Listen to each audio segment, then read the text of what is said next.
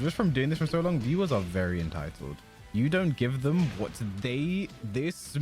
like they've in the viewer's mind, they say, you don't give me what I want, fuck you, right? Like they just want things the way they are, right? You choose the consistent 10k drop to 1k just play another game, yeah. Which is why over the next 2 months, I'm so happy for the game releases that are coming out, dying. That's not even, this video is about the big problems with Tekken 7 content or Tekken content, but that's far from exclusive to Tekken.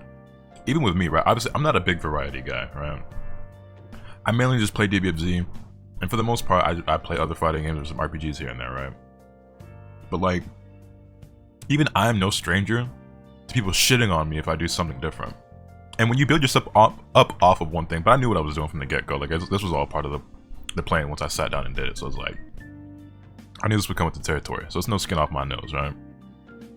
But like, when I upload something that's not Dragon Ball, I do sometimes get comment. Like I remember on my last Strive video, I got some comments from a few different people to the effect of like, no one cares about this boring ass game, just go back to DBFZ, or I'm gonna unsubscribe if you're playing other games, or it was like another one I saw. I don't know, just some other shit about people like, oh, no one gives a fuck about this game, or just play Dragon Ball, we only care about Dragon Ball, shit like that. And it's like, I don't give a fuck, you can suck my dick, I'm gonna do what I want, right? But it's like, it's something that you have to understand. Building yourself up off of variety is a lot harder, but in the long run, I feel like pays off more. But you could gain a bigger following much faster by focusing on one specific thing if that thing is popular and people like it and you're good at it. But then it becomes harder to branch out later. I chose the latter, where I built myself up off DBFZ and slowly kind of started doing a little bit of other shit here and there. But it's like, you have to understand that it's super easy to pigeonhole yourself. And the worst part about it also is that like, it is a bit of a slow grind when you want to start doing a variety of shit. But like, you see an immediate fall off, right? Even with like Monster Hunter, like right now, well, this is not the greatest example because my stream died earlier, because we were over 300 and counting, and then the stream died, and now we're at under 200 because whenever your stream dies as a streamer, people book it for the fucking hills immediately. But for Monster Hunter, I've been getting like roughly 300, sometimes somewhere in the 200s-ish viewers, right? Which is still really good. I'm very content with that. I'm very satisfied with that, right? But you obviously you see that when I play Dragon Ball, I get 400 plus easy. 500, 600 viewers, some days 700, 800 viewers playing Dragon Ball, right? And that's without there being any big event or anything, and with the game being 4 years old. But what I tell myself, and what you have to understand, there was a point in time where getting 200 viewers watching me play DBFZ was like, oh shit, I'm popping today. Especially off no host, no raid, just 200 organic viewers, like, oh shit, I'm popping today. Now you're telling me I can get 200 viewers doing whatever the fuck I want? If I play Uno with my friends, or if I stream Tekken, or Guilty Gear, even with Guilty Gear, I'll still get 3 to 4. Or like Monster Hunter or Genshin, whatever, I can still maintain 200 plus. Yeah, there was a point in time where 200 was my peak. So it's like, it's really easy to see that like, oh, I'm getting half the viewers I usually get, or a third of the viewers that I usually get when I do my main thing. But your main thing is so much bigger than where it was when you started. And that's something I always try to tell like people who are growing and ask me for advice, or like who tell me about these things, is like, yeah, like if you want to play Fortnite or Halo or whatever it is, and you mainly play fighting games, or you usually do this one game or whatever, your viewership will be lower than that main thing. But you have to remember where you started and how far you've grown. Always remember your progress. Always remember how far you've come. Never forget how far you've progressed. Because like I said, it was shit just a year ago, let alone 2 years ago. 2 years ago, if I had 200 viewers doing anything, I'd be like, oh shit, what the fuck?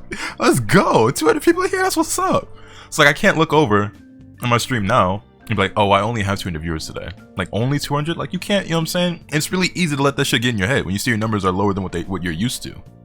But you gotta let that shit rock, because you've made it so far. You gotta think about how excited you would have been a few months ago or a year ago to have that 50 viewers or that 100 viewers that you have now. And like, obviously I'm using my own numbers as an example, right? But even if you're somebody who usually gets 10 viewers and you do something else and you have 3, but when you started, you couldn't get 3 viewers doing that one thing. You know what I mean?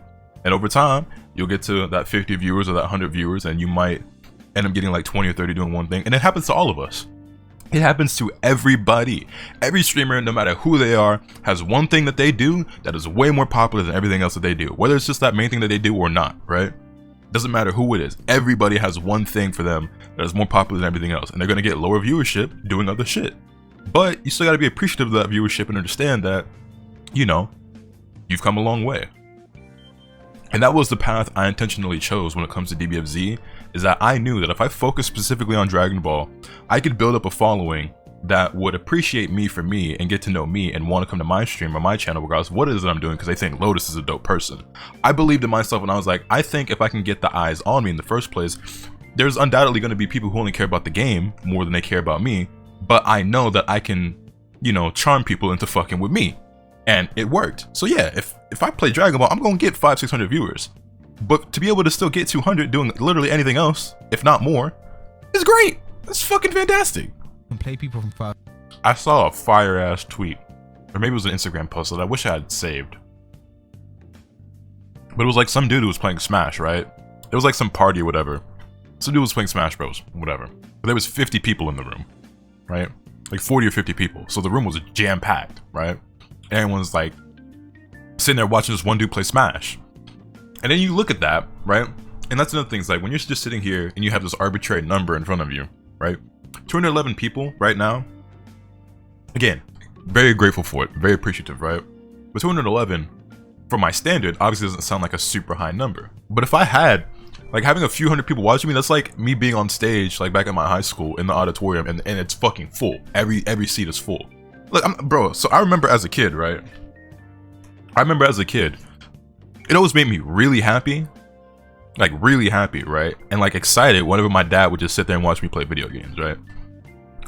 It's just one person, and granted, it's my dad, right? But, like, as a kid, even if it was a game that he didn't know anything about or wasn't interested in, when he would just sit on the couch and just watch me play, that shit was such a great feeling, right? Or if I had, like, friends over, whatever, and they just wanted to watch me play, I'm like, yeah, this is great. So, like, even having, like, 1 or 2 people engaging with what you're doing or watching what you're doing and showing some sort of interest in it is a great feeling. No, I'm sorry I'm picking on you, but say you start a YouTube channel for the first time, no one who doesn't know who you are isn't gonna watch a full 20-minute video of you playing against someone in ranked. You know what I mean? Because, like, who the fuck are you? Like, I have no reason to be invested in you. But you put out a clip, you do short form content when you start, you do a 30-second clip of you doing some cool shit in game. Right, 30-second clip. It's not always necessarily 100% true, because when it comes to YouTube, there's a lot more that goes into it than just already having an established following. And to be fair, I want to use myself an example again, but I did already have a bit of a following. But when I started making Dragon Ball FighterZ content consistently and grinding this game out daily and uploading ranked videos, it was January 1st, 2020, right? I had 20,000 subscribers. The majority of the people I had watching me had not come from Dragon Ball, let alone for DBFZ stuff, because I didn't even make that many videos. I mean, I made videos talking about the game leading up to it, but I digress. I didn't make a lot of DBFZ content until 2020. But, like, those videos I started doing blew up, like, immediately, right? They were like off rip getting thousands more views than my usual videos did. And this is, by the way, 2 years late into the game. 2 years late into the game. The game came out in 2018. 2 years later, I started posting videos and it started blowing up. And I think I do have to obviously give credit to the fact that I was already somebody with an established, because 20,000 subscribers is a lot to anybody who's starting, right? But they weren't there for that. So some of them saw it and got interested in, but title, thumbnail, tags don't matter as much anymore, but they definitely used to. People will, like, meme about shit like the circle, the red circle, or a red arrow in the thumbnail, or the YouTuber face, right? But, like, that shit works. As somebody said earlier, like LK said, YouTube is a game. You gotta play the game. And people will love to, like I said, make the counter arguments like, oh, but so-and-so fucking PewDiePie or whoever, I don't know big YouTubers, so I'm just gonna say PewDiePie, even though he's a bad example because he's the biggest one, but you know what I'm saying? So-and-so doesn't do shit like that and they get millions of views. Yeah, well, I'm not so-and-so. So-and-so's the fucking outlier. They're the top 1%. They're the anomaly. You don't compare the average Joe to the anomaly. You know what I'm saying? I gotta do things differently. We do shit like that. We make the thumbnails and the titles that we do because it works. And we have the analytics to prove that it works because we can see it in our fucking dashboard. So the right title and the right thumbnail go a long way. And on top of that, likes. Y'all know I've been talking about likes a lot in my videos. It's because it makes a big fucking difference. I want y'all to see something. I want y'all to see something, actually. Okay, so if we look at this, right? Here's a screenshot of some of my videos from the past week or so, right? And I've been pushing likes so much because this is the difference it makes, right? Can I zoom in even more? So, if we see here, right, we have videos from the 14th, 13th, I guess I did a double of that, 12 and 11, right? You'll notice that here's this video, Teen Gohan is a menace to society, right? This is a video where I remembered to mention, hey, get this video to 2,500 likes, whatever, so-and-so, helps a lot, blase, blase. You see, by thousands of views, by a margin of thousands of views, it is the most viewed video in this lineup. It is also the video with the most likes. And you'll notice a direct correlation to the number of views and the number of likes. Obviously, right? But when and you can look at this, like, this isn't even a particularly great title. Teen Gohan is a menace to society. It's a very blah whatever title. This really doesn't mean that much. It's not a super like intriguing or mysterious or vague. Like it's just whatever title. It's just what I didn't think of anything too special for it, right? But like you see, they got it to nearly 2,000 likes, 22,000 views on that video. These other videos that I didn't mention the like thing because I just forgot, right? Because these were City of Mayhem videos. So I forgot to mention, hey, get this video to 2,000 likes, get to 2,500 likes. And you see a distinct difference in views because of that, right? Same content, just as good videos, IMO, right? Yet this is the one with the most views. Why? Because I asked for likes on it and YouTube pushed it more because of that. So yesterday's video was a ranked video. It was copycat challenge, right? And I asked for likes on it and it got over 3,000 likes and it has 25,000 plus views. And the video before that only has 15,000 views and it's only got 1,400 likes. The day before that is the Zenkai Boost video with Vegeta, 1,800 likes, 18,000 views. The day before that, 19,000 views, 1,500 likes. But then when we look at this other video where I remember to ask for likes, it's over 2,500, video's got 24,000 views. It works. It works, bro. When I remember to ask for a like goal on the video always does noticeably better than a video where I don't. Every time without fail. Every time without fail. Yeah, because I don't know how fellas stream and upload videos without an editor. It's me. I'm fellas. I do all my shit myself. I stream for hours and hours on end, and I edit all my own videos, record them obviously, make all my own thumbnails. I'm a one-man band for everything that I do. I run my own Twitter, my own business email. Sounds stressful? The thing is, right, like, I like what I do, so it's not so much stressful as more so it is like, well, let me not say it, like, it can be stressful, but the stressful part about it is like wanting to do everything and just not being able to. It's like, the stressful part is like wanting to be able to handle it all on your own and then feeling like you need help when it's just like for me it's like, it's not like, oh, I don't want to do this, it's like I don't have time. I don't have time to do this, right? Because not only do I want to stream all the time, right, and then upload every single day, but then edit the videos myself, and then make my thumbnail, and then make sure that I'm active on Twitter, and then get back to certain people who reach out to me so I can talk with them, and then schedule times where I can like play games with friends, or like also then in my real life, like I got errands I got to run in real life. I got to go to the bank, I got to go pick up groceries, I got to go get my brother from my mother's house and watch him for a little bit, you know what I'm saying? I gotta fucking, I don't spend time in real life with my loved ones. I gotta, you know what I'm saying? Or like maybe I just want to chill and watch some anime. It's like fitting all the content creator stuff and the real life stuff, like the private life and the social life and the shit like that, and then like having so much to do on any given day and then only getting through half of it and then like, okay, I'll do the rest tomorrow. Like I'm constantly playing catch up in my life is what it feels like, you know what I'm saying? Like managing my time has been so increasingly difficult like these last 2 years, and I think for the most part I do a pretty good job, but a lot of times I still feel like, damn, I didn't do enough today.